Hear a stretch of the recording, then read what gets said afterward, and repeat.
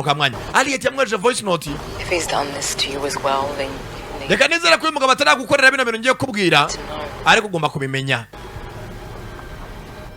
Nibwatinze yafashe ya mbere aza kureba Aliyet conference. Ati bwa mbere za muri Sydney na nje muri conference. Someone introduced us and we kind of clicked. Ati rwose umuntu yaraduhuje ampresenter ya mutipe Peter ariko byabaye nk'uburyo bwihuse.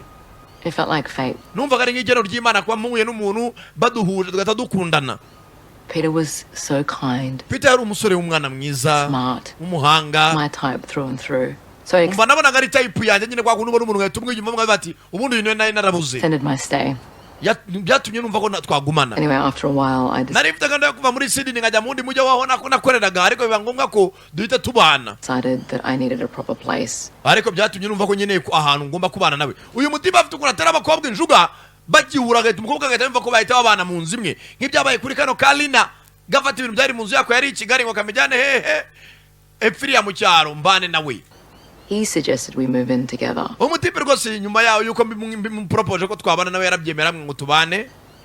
And I was head over heels. Ati numvaga ari byiza. And it felt like my choice. Abo numvaga ari amahitamo yanjye atari nawe umusore ko nyine numvaga ndi mu rukundo ruhambaye. But in hindsight it was all him, right? Ndabizi uriya musore nawe niko yamfashe. Then what happened? Hanyuma se byaje kugenda biti?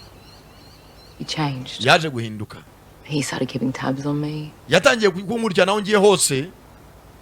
He'd always ask me where I was going and why. Yatangiye kumbaza ahantu hose ngiye n'impamvu magiye. Muri make yatangiye kungendaho. He made me feel like I couldn't see my friends anymore. Yatangiye kumbuza inshuti zanjye akambwira ko nagomba kubana n'inshuti. Nibyo yamaze iminsi biba kuri Kalina nako akabwira ngo nagomba guhura na Tesi. Ati yatangiye kumbuza inshuti zanjye akajya ambaza ngo ngiye he najya ku kazi akankanira. So I broke up with him. Nuko byenze twatandukanye pe nta mugabo wambuza gukora. Then my mom got sick. Hanyuma haciye iminsi mike turatandukana amaza kurwara. And I went back home. Biba ngombwa ko nahi iwacu. He showed up at a funeral. Uriya mutipe nagiye kubona mona aridumbukije mama yapfuye aza mu kiriyo. Then at my old place, azi iwacu mu cyaro. I'd wake up to dozens of calls from all these random numbers. Ati natangiye guhamagarwa n'amanimero y'abantu batandukanye amanimero y'abantu benshi bagiye batandukanye. It was one night. Rero ryari ijoro rimwe. I had a friend over. He must have been waiting outside. Nari mfite umushuti wanjye rwose yaranegereje hanze. Watching. Arambwira ngo uyu mutipe asa nkaho ancunga aho ngiye hose. When he saw us, he lost atubonanye. it. Yambonanye n'uwo mushuti wanjye uwo Dani arasara. He took Peter yarasaze. off the hinges. Yaraje kubita urugero arukura. And told me amunaga mu muhanda baragundagurana. Nanjye ambwira ko ndi abakobwa bicuruza nago navuga ijambo ariko bavuga ngo aranduka nanjye ngo ndigurisha kubera ko nabane n'uwo mutipe twakuranye. he was gonna kill me. Twararwanya hafi gushaka kunyica.